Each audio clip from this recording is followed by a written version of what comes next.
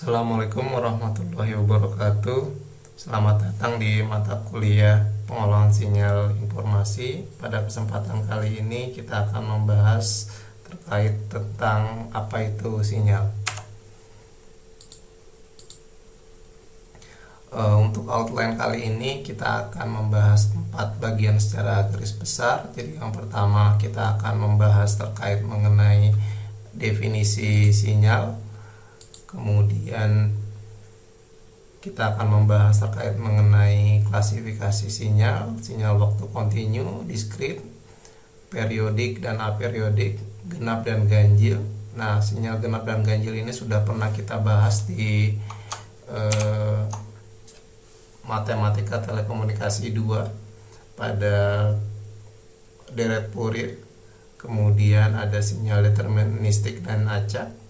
Kemudian kita membahas terkait mengenai sinyal-sinyal dasar dan juga operasi dasar sinyal.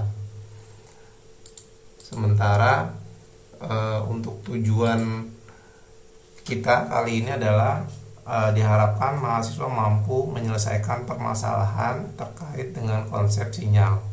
Jadi mampu menggambarkan perbedaan antara sinyal waktu kontinu dengan sinyal waktu diskrit. Siswa mampu menjelaskan dasar proses sampling, dan juga yang terakhir adalah mahasiswa mampu menggambarkan operasi dasar sinyal. Secara umum, definisi sinyal adalah menggambarkan berbagai fenomena fisik. Jadi intinya sinyal itu adalah proses untuk menyampaikan informasi. Berbagai contoh sinyal dalam kehidupan sehari-hari seperti arus atau tegangan pada rangkaian elektrik, suara, suhu, tekanan udara, kecepatan, debit air, sinyal biomedis seperti EKG, dan lain sebagainya. Dalam konteks hubungan sinyal dengan sistem, sinyal adalah masukan dari environment ke dalam sistem dan keluaran dari sistem ke environment. Ini merupakan salah satu bentuk sinyal input. Di sini ada sistemnya. Nah, di sini salah satunya nanti disebut dengan environment, dan ada sinyal input. Nanti sinyal ini yang akan kita pelajari lebih dalam. Oleh karena itu, sebenarnya berbicara mengenai sinyal juga tidak terlepas dari konsepnya sebuah sistem. Sinyal nanti akan berbagai macam sinyal. Nanti kita akan bahas terkait mengenai klasifikasi. Misalkan ketika kita menginputkan suara biasanya kita kenal dengan sinyal analog. Kemudian ada juga disebut dengan sinyal digital. Nah, nanti kita akan bahas lebih jauh terkait mengenai berbagai macam klasifikasi sinyal. Nah, ini merupakan gambaran bentuk umum terkait mengenai proses pengolahan sinyal. Jadi sebuah sistem rangkaian penyearah jembatan dengan sinyal masukan dengan tegangan AC, dan juga sinyal keluarannya berubah tegangan DC. Jadi di sini AC, di sini inputannya adalah AC dan keluarannya adalah DC. Nah, gambar di bawah ini merupakan sebuah gambar sinyal analog ketika kita mengucapkan apa kabar di mikrofon dengan panjang 1100 milidetik, maka akan terlihat gambar sinyal dari suara kita itu sendiri. Jadi ini merupakan tekanan akustik terhadap waktu. Jadi akan ada perubahan naik turun. Oke, secara matematis sinyal dinyatakan sebagai fungsi dari variabel bebas. Sinyal dapat memiliki satu atau lebih dari satu variabel bebas. Sebagai contoh di atas, sinyal elektrik memiliki satu variabel bebas waktu, sedangkan sinyal citra memiliki dua variabel bebas berupa titik koordinat. Nah, jadi sinyal itu tidak hanya sinyal yang berhubungan dengan kehidupan sehari-hari seperti listrik, tapi juga berhubungan dengan gambar. Misalkan gambar juga merupakan salah satu proses untuk menyampaikan sinyal juga. dalam berbagai macam hal, sinyal adalah fungsi waktu yang merepresentasikan variabel fisik yang berkaitan dengan sistem. Nah, ini merupakan gambar dimensi sebuah citra digital. Jadi perhatikan gambar gedung sate di bawah ini. Ini merupakan citra monokromatis. Jadi ini merepresentasikan tingkat kecerahan sebagai fungsi titik koordinat. Ya, dengan berbagai macam fitur filtering yang ada di aplikasi, baik di smartphone maupun di PC, ini dapat dengan sangat mudah kita menyampaikan sinyal dengan berbagai macam versi tentunya. Jadi dalam kuliah kali ini kita akan membatasi pembahasan pada sinyal dengan satu variabel bebas berupa waktu. Jadi karena sinyal itu banyak yang modelnya. Kemudian meskipun pada kenyataannya tidak seluruh variabel bebas dinyatakan dengan waktu, seperti variasi tekanan udara dan kelembaban terhadap ketinggian. Waktu adalah variabel bebas yang akan kita pelajari dalam kuliah ini, mencakup waktu kontinu dan juga waktu diskrit.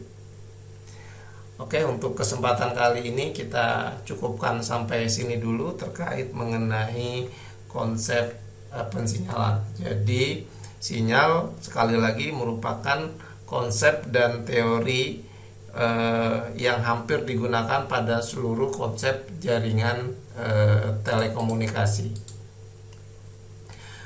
Berbagai macam area juga banyak mencakup terkait mengenai apa itu pensinyalan. Jadi contoh-contoh aplikasinya seperti di telekomunikasi, sinyal digunakan pada modem, pada telepon, pada telepon seluler kita ya, smartphone kita ya. Kemudian tadi contoh di atas adalah ada audio dan speech processing.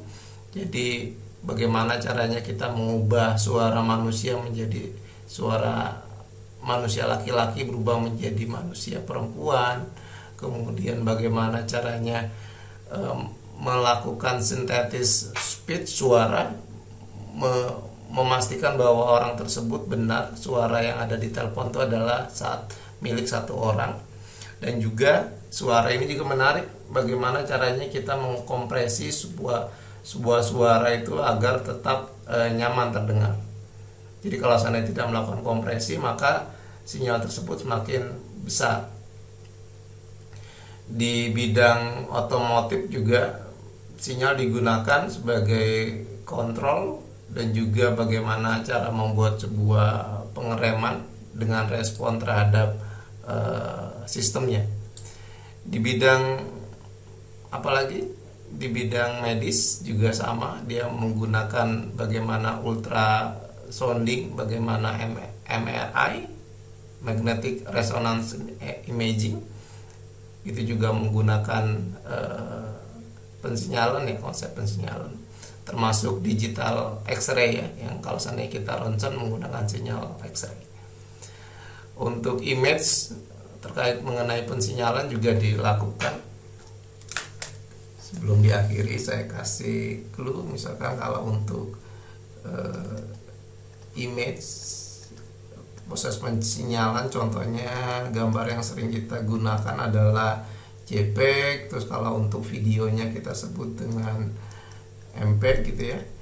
Nah sekarang sudah mulai ada konsep-konsep HD video coding ya, kita kenal ada istilah 4K, ada sampai dengan 8K gitu ya, sekarang sudah mulai banyak bermunculan. Kemudian ada sistem kontrol,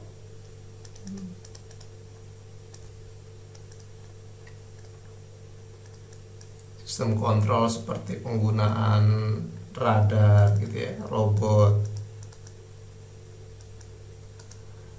sistem navigasi, terus bagaimana caranya membuat sebuah misil itu di guidance. Anggap saja ini dari 1, 2, 3, kemudian ada sistem power. Nah ini banyak juga digunakan sekarang istilah-istilah yang disebut dengan smart grid. ada kontrol monitoring, terus ada bagaimana caranya mematikan secara otomatis automatic shutdown, dan juga geologi ya, penggunaan geologi. Jadi bagaimana sekarang melakukan pemetaan terhadap sebuah wilayah. Kalau seandainya dulu kita mengukur secara manual, sekarang dengan menggunakan teknologinya GPS, mapping itu udah mapping secara online itu sudah dapat dengan sangat mudah untuk melakukan penggambaran citra secara digital. Yang tadi yang pertama itu telekomunikasi ya. Terus yang ini penggunaan audio.